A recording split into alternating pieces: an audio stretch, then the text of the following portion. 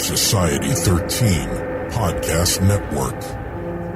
Redefining podcasts. Society-13.com. I like to listen.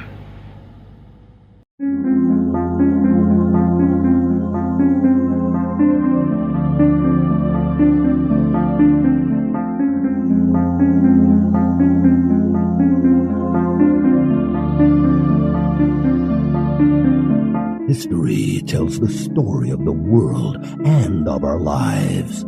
Sometimes that history goes bump in the night.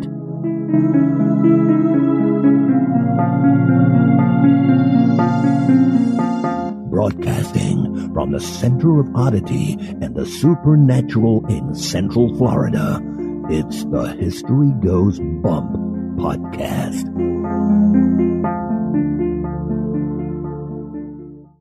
Hello, you spooktacular people. Welcome to this 142nd episode of the History Goes Bump podcast. Ghost Tours for the Theater of the Mind. I am your host, Diane. And this is Denise. And on this episode, we are bringing you a location that is in Birmingham, Alabama. I don't believe we've ever been to Birmingham. We have not. I've been looking at it as I plan road trips and trying to figure out how to get through it, though. This is Sloss Furnaces, and it was suggested by listeners Lisa Atkinson and Megan Parks. Got a very fascinating history, and of course, if it's on this show, it's got some ghosts to go with it. Pretty creepy location. Can't imagine walking around this place at night. Before we get into that, we'd love to have you check out our website, historygoesbump.com. Denise, if people want to send us feedback, where can they do that? They can do that at historygoesbump@gmail.com. Denise, we have a couple of corrections to make in regards to our last episode, which featured Waitomo Caves. Number one is Denise and I are not soccer or rugby fans. So, Denise, when I looked at the video that featured the All Blacks team performing the haka, What, the soccer team? I saw what looked like soccer uniforms to me, so I assumed it was a soccer team. It's actually their rugby team. And believe me, I heard it from several people that I got it wrong. So I do apologize. The All Blacks is the rugby team. Apparently the soccer team is the All Whites. Oh, okay. So we stand corrected, and we do apologize to all you rugby players. And we did watch women's rugby for the first time in the Olympics the other night, and I wouldn't mess with any of those women. Oh my gosh. Yeah. The New Zealand team, they look pretty ferocious. The Kiwi girls, we'll say, against the Aussies. That was who they were playing, wasn't it? I'm not sure. I just know for sure that the one was New Zealand. Or maybe that might be the gold medal round. I'm not sure who they were playing, but I know it was definitely the Kiwi women. From Aotearoa. That's actually New Zealand. Gotcha. The other thing is, you had said that you didn't think that women could do the Kamite Haka. I did say that. Well, we heard from she calls herself our most avid Kiwi listener. Oh, perfect. Alana, down there in New Zealand, wrote us about this to let you know that indeed women can do the Kamite Haka. That is really exciting because I love the haka. She said, I had the pleasure of listening to your most recent podcast, 141, and since I'm of Maori descent, I thought I would give you guys some background, particularly on the haka you shared, Kamite. You mentioned on the podcast that Kamite could not be performed by Maori women. However, it can. The lyrics are below, but the backstory that I grew up with is as follows.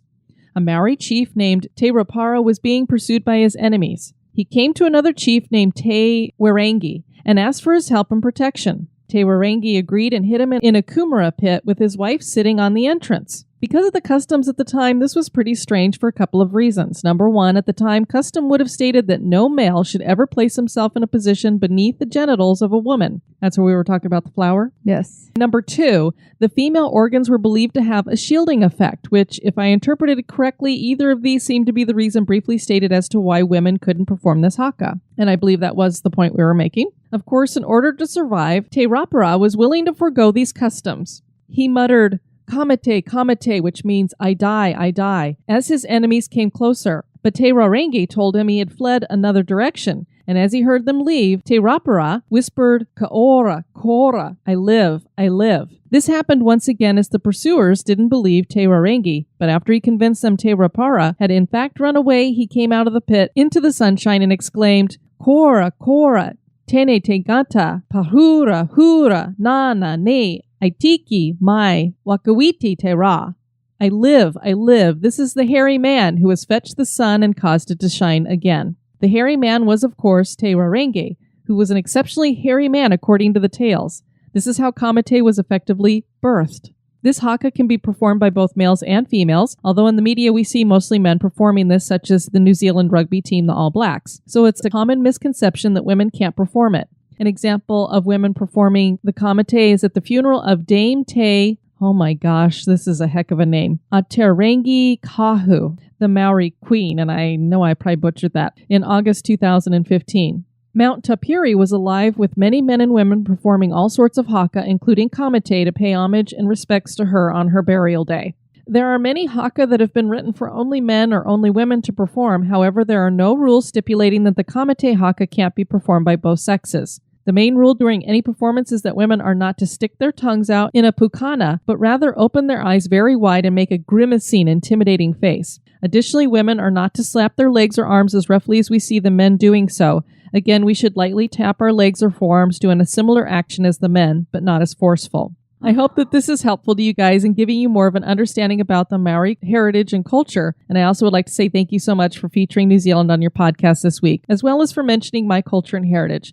It's such a treat to hear my little country and beloved culture mentioned in one of my favorite podcasts, and I hope I get to hear it again. And I just want to say thank you for the enlightenment, because we were always told that we were kind of being bad or not bad, but that it was kind of forbidden for us to learn it when we were taught it. But we did get taught like smacking ourselves pretty hard, just like the guys, but it was a Taekwondo camp. So thank you for sharing all that. I just love the culture. It fascinates me. We want to thank Mel Solis for your wonderful comments over at Instagram, and we are happy to feed your obsession.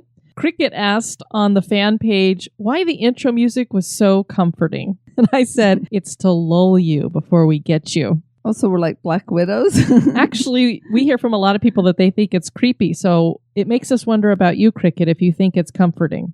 And then Lance heard about us from Bizarre States, but he said, sadly, he was only 12 episodes in. And I told him, don't be sad. Most people are sad after they've binged and they're out of show. So he should be happy he's only 12 in. Yeah, but welcome.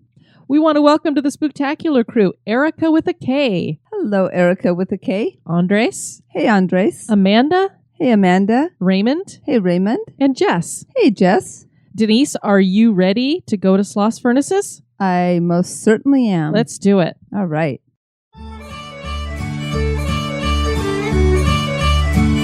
History Goes Bump is entirely listener supported. Become an executive producer for as little as $1 a month. Get listed on the website and invited to exclusive virtual meetups. For $5 a month, you get that and exclusive bonus content like the Haunted True Crime Bonus Cast. For $10 and above a month, you'll get all that plus awesome History Goes Bump gear. Check out patreon.com/historygoesbump, or you can support us via PayPal. Click the Support the Show tab at historygoesbump.com for more information.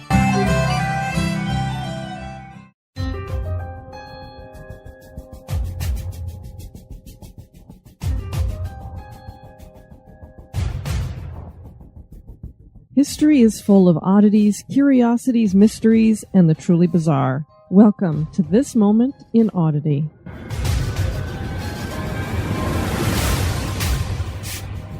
This Moment in Oddity is by Bob Sherfield. For many people, the Carpathian Mountains, located in the Transylvania region of Romania, are famous solely as being the home of Count Dracula. Now, however, they have a new tourist attraction. A Romanian couple has spent 2 years constructing an eco-friendly fairy tale castle in the mountains of Transylvania using only natural materials. Razvan and Gabriela Vasil, who have been living in Bucharest, sold their home to build the castle in a small village just over 20 miles from the city of Sibiu. The property, which they have called the Clay Castle of the Valley of Fairies, is made of 100% organic clay, straw, and sand, with all wooden pillars and not a lick of modern paint or varnish. The building appears to be straight out of Middle Earth and looks nothing like a castle, with its whitewashed walls and steeply pitched shingle roofs, which reach almost to the ground. The owner's plan is to open Clay Castle as a hotel. It is already a tourist attraction in its own right, and one couple even hosted their wedding reception there.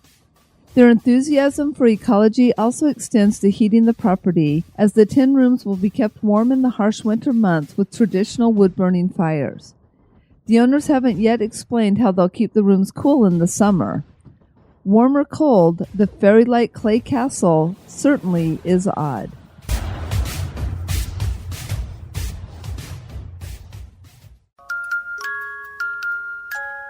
Are you afraid of the dark? That's just silly. What you should be afraid of is the thing that watches you sleep.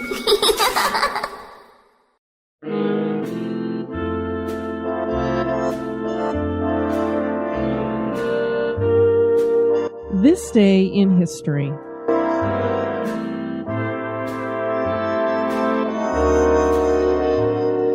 This Day in History is by Kristen Swintek.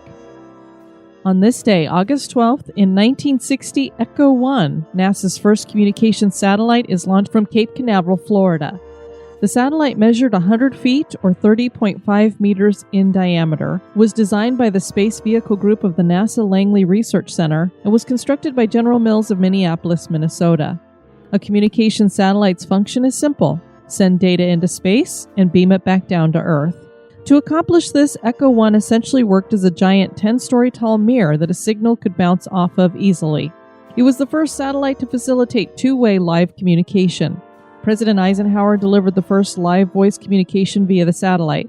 In the radio message, he said, quote, "This is one more significant step in the United States program of space research and exploration being carried forward for peaceful purposes."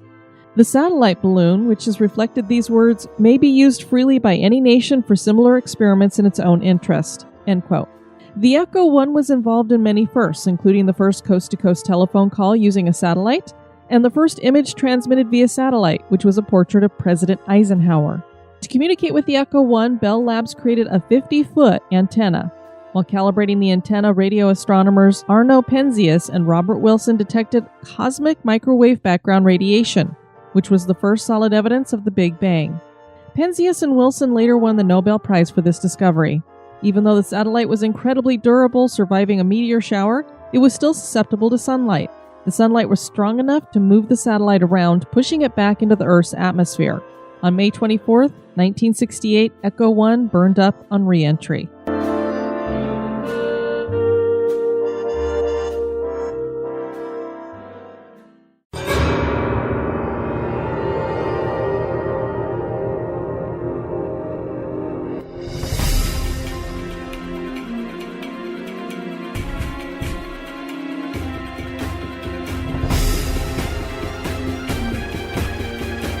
The History Goes Bump podcast.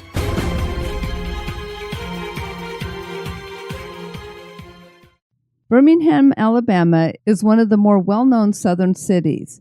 Sloss Furnaces is a popular spot for music and art in Birmingham today. Many may not realize that this imposing historic landmark has a key role in the founding and growth of this famous southern city. For 90 years, Sloss Furnaces produced iron. It is the only blast furnace in America to have been preserved and restored. Something else has been preserved from the past. There are rumors of spirits here, and not just the ones that come out every Halloween when Sloss hosts Sloss Fright Furnace. Ghosts seem to lurk in the old buildings.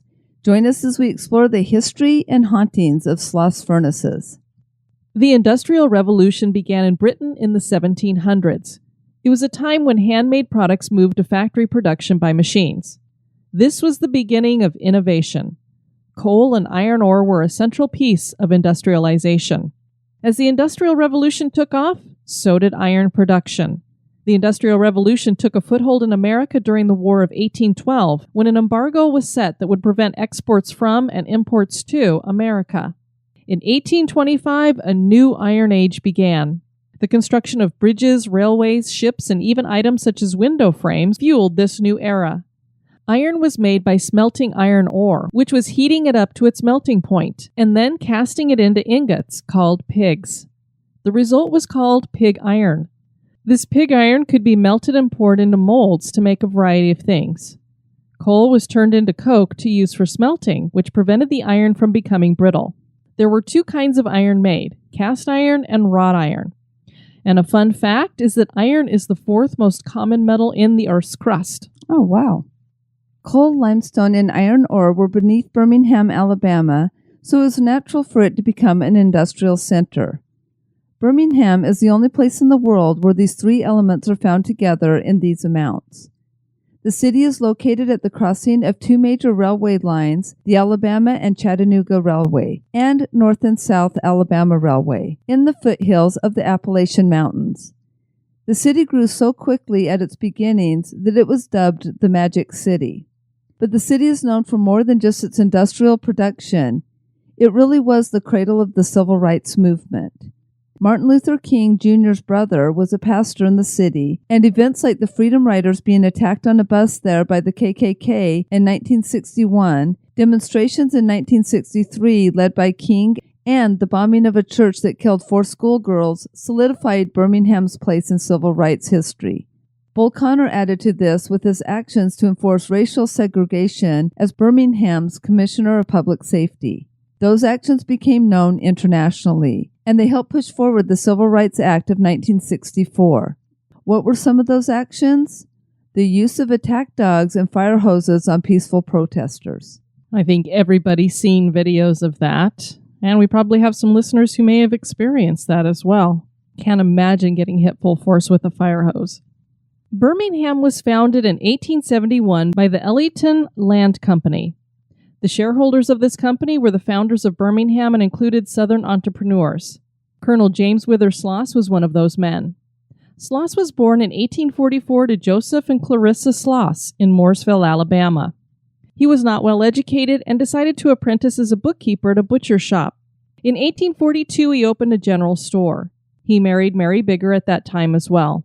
The couple bought land and started their own plantation, which they continued to expand through the years, and eventually Sloss became a rich man. The Colonel part of his name comes from his service in the Confederate Army during the Civil War.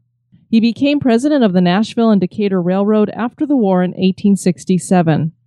He later joined as a shareholder with the Ellington Land Company. He convinced the L&N Railroad to bring the North and South Alabama Railway through the city. He then helped found the Pratt, Coke, and Coal Company. Sloss founded the Sloss Furnace Company in 1881 and began building the city furnace that would eventually take his name and become the Sloss Furnaces. The Ellington Land Company donated 50 acres to Sloss's company to build the city furnace. A European engineer named Harry Hargreaves had studied under British inventor Thomas Whitwell, and he was put in charge of the design and construction of the furnaces. The furnaces were equipped with Whitwell stoves that were 60 feet high and 18 feet in diameter. There were also 10 boilers and 2 blowing engines, all of which were manufactured in the South. In April 1882, the furnaces went into blast. In the first year of production, the furnace sold 24,000 tons of iron. Louisville hosted an exposition in 1883, and the Sloss Furnace Company won a bronze medal for the best pig iron. 24,000 tons of iron. That's a lot of iron. Yes, it is. Sloss would remain with the company for only 4 years and then retire. Before he retired, the Birmingham Press declared the following about Sloss, quote, "His excellent business qualifications, brilliant intellect, splendid character, and fine executive ability all combined make him the grandest man in Alabama today for our chief executive." So they were trying to get him to become governor. "He is the very personification of Christian manhood and integrity, possessing the qualifications of head and heart which we should emulate," end quote. Can you imagine a newspaper nowadays? The way they talk about people running for any office now, they definitely don't do that. No, they don't. And I don't think we have very many people running for office that you could say have brilliant intellect and are qualified and splendid characters and such. The Sloss Furnace Company was sold to John Johnston and Joseph Johnston, and they were not related, who expanded it and renamed it Sloss Sheffield Steel and Iron Company. Even though it had that name, no steel was produced here, so we're not sure exactly why they called it the Steel and Iron Company. After the expansion, Sloss became the second largest merchant pig iron company in Birmingham, and by World War I, they were one of the largest producers in all the world. The company owned 120,000 acres of coal and ore land, 1,500 beehive coke ovens, 5 Jefferson County coal mines, and 2 red ore mines, brown ore mines, and quarries in North Birmingham.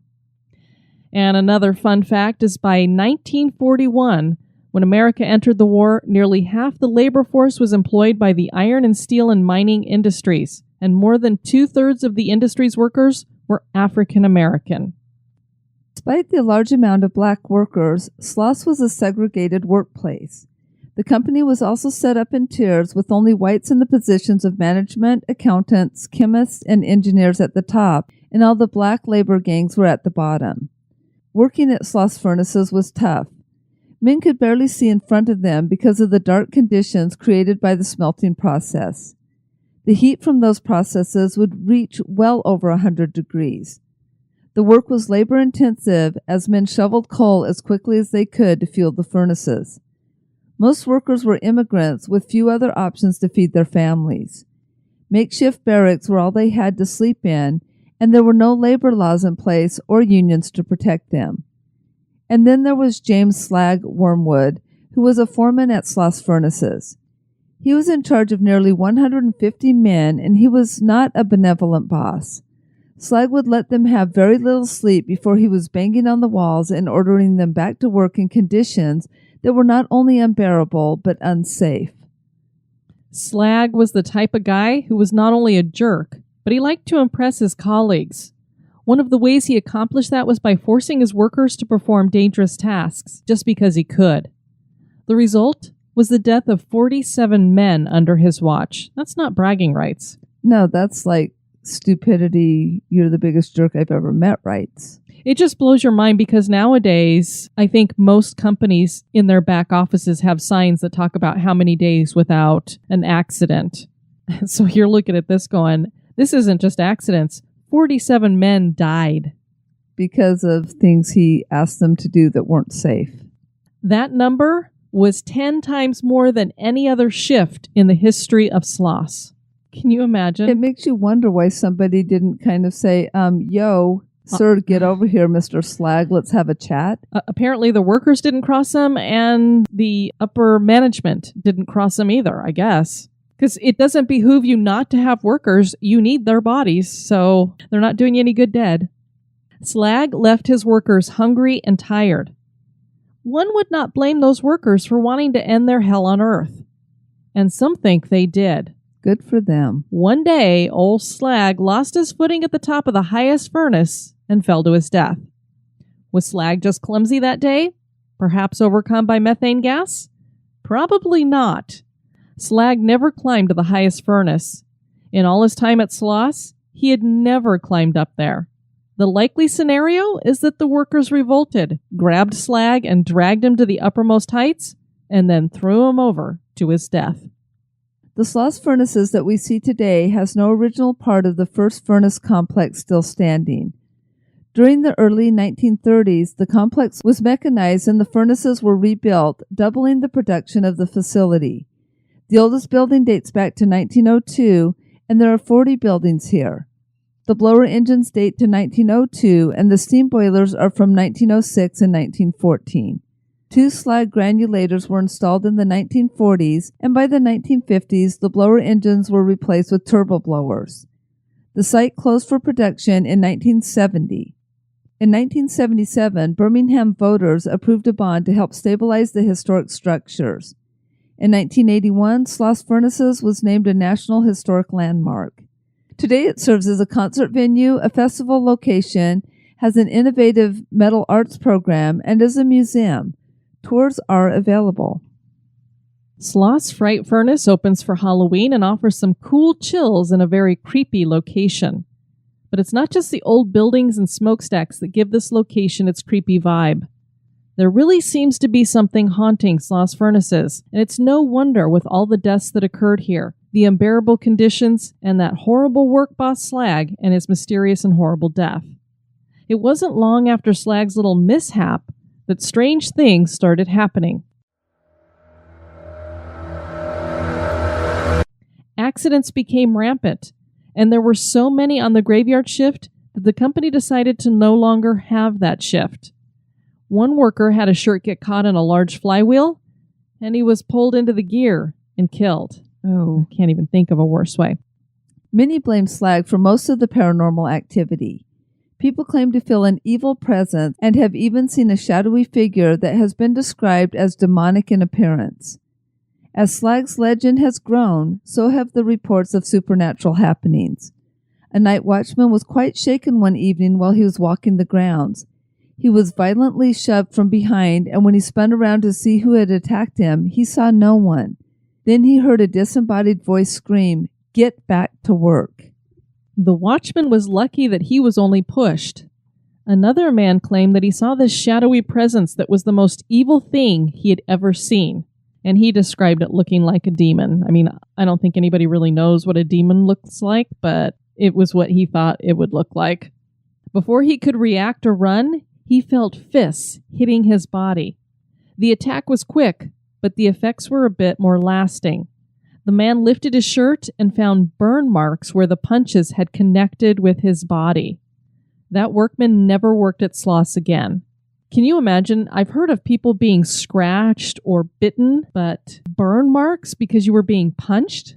So these aren't even bruises, it's that you're being burned by it, which would indicate to me that whatever the spirit is, we had this slag probably fell into one of these things that had the molten iron in it. Is it heat carrying over from that? Yeah, that I'm not sure, because I know sometimes there's been like bruises or in the shape of hands or where somebody's been pushed, and so I don't know if it's that same kind of phenomena or, like you said, if that's something from the actual furnaces. I can't even imagine how terrifying that would be. It's bad enough if something touches you, but it's coming at you and starts punching you. Yeah, I would have never gone back either. Other people claim to hear audible voices yelling at them to push some steel or pick up their pace. Are these the residual orders of Slag or some other boss? Apparently they occur most times during the shift that Slag would have managed.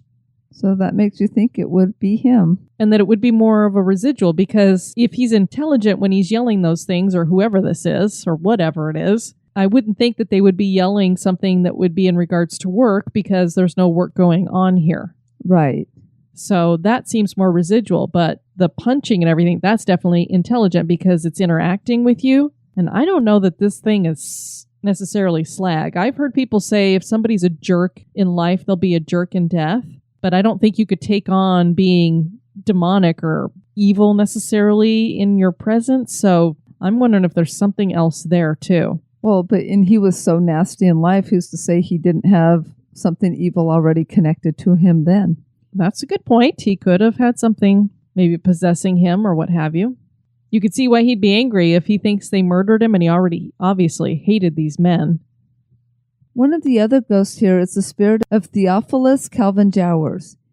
He had worked at another furnace, Oxmoor Furnace, starting in 1873. By 1889, he was the assistant foundryman there.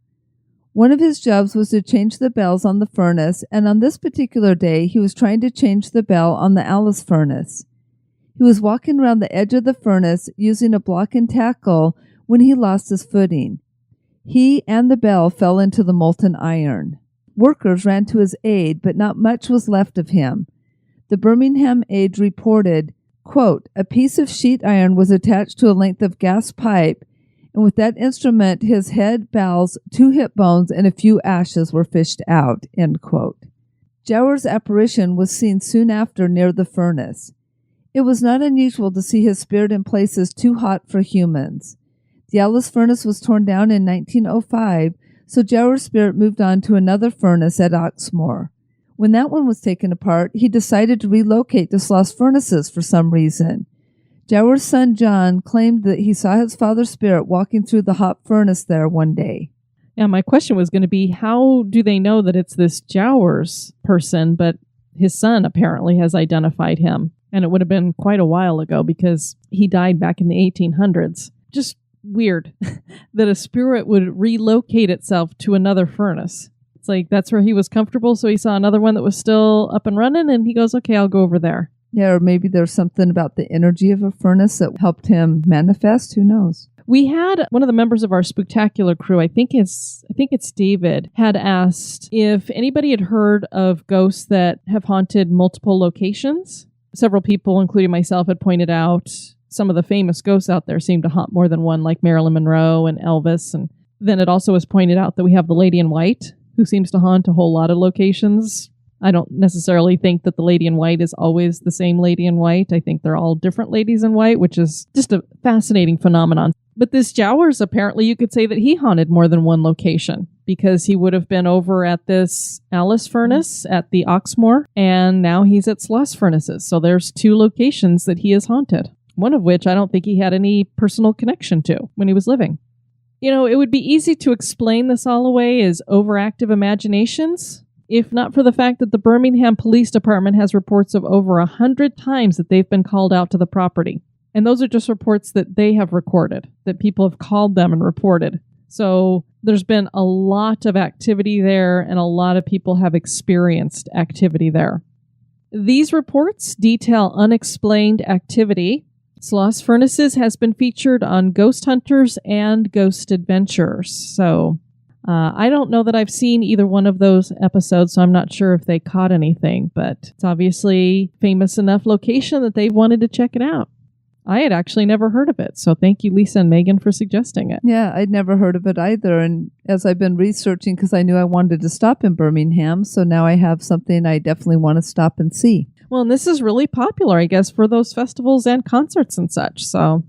Working at the furnaces was dangerous and evoked many emotions, from fear to dread to anger. Have these emotions marked this location permanently? Do evil entities feed off of this energy? Is one of those evil spirits that of the foreman Slag? Is Sloss Furnaces haunted? That is for you to decide. Well, people are experiencing something. Our next location for our next episode, we're going back to Salem, Massachusetts, Denise. Back up to Mass. Yeah, I'm looking forward to this one. Salem is one of our favorite cities, and we're going to be joined on that episode by Salem tour guide Amanda Prouty. So looking forward to having her share about the Witch House of Salem. This is a location you and I have at least been on the outside of. We haven't been inside of it, but we have been on the outside of it. Right. It's always fun when we actually get to see, or we have a visual of something we've seen in person instead of just pictures when we're doing a podcast. So that's really cool. Exactly. And you guys got to hear a little bit from Amanda on our Bryce House episode. And for those of you who are executive producers, she also shared about the Gardner Pingree house and the murder of Captain White. That was very fascinating as well. We do have some iTunes reviews to share with you guys. First up is 5 stars from Babstein or Babstein. I can't get enough. This is one of my favorite podcasts, and it makes my workday fly by. As a huge fan of ghost tours, I'm delighted to hear stories from places I haven't had the opportunity to visit. The lovely hosts present the content in a fun, upbeat, and casual style, which never fails to brighten my mood. It's clear that they truly enjoy creating the podcast, and I truly enjoy listening. I hope they keep it up for years to come. Well, we certainly do. We have years and years and years worth of material. So we're not going anywhere for what, the next 20 years at least, Denise? Exactly. Till our teeth fall out, we start sounding like this. My teeth have already started falling out. Okay, well. So that won't be long. That gives us another 2 years? Then we have RJ Buck 72, 5 stars, perfect blend. I've been listening to this one for a couple of months now, and due to a 2-hour commute each way, oh my God, jeez. I've been blowing through most of the episodes. This podcast strikes an excellent balance between the historical background of each location or event and the current day claims of the paranormal. Fun hosts, a healthy skepticism, and very informative. Well, thank you, RJ. And Amanda, 575, 5 stars. History repeats itself in the afterlife. My husband has pretty much sold this show to me, and now I can add to the dinner conversation. Very fun show and insightful. Stay spooky, ladies. And I have a feeling that Amanda is Matt's wife. I think you're absolutely right. We want to thank you guys for tuning in for this episode. I have been your host, Diane. And this has been Denise. You take care now. Bye-bye. This episode has been brought to you by our executive producers. We'd like to welcome new executive producers, Mark Shoemaker and Raymond Mendoza. Thanks. Fan of the show? Subscribe to the show on iTunes, Stitcher, or your favorite podcast catcher. We would greatly appreciate your review at iTunes as well to help the show grow. Thank you.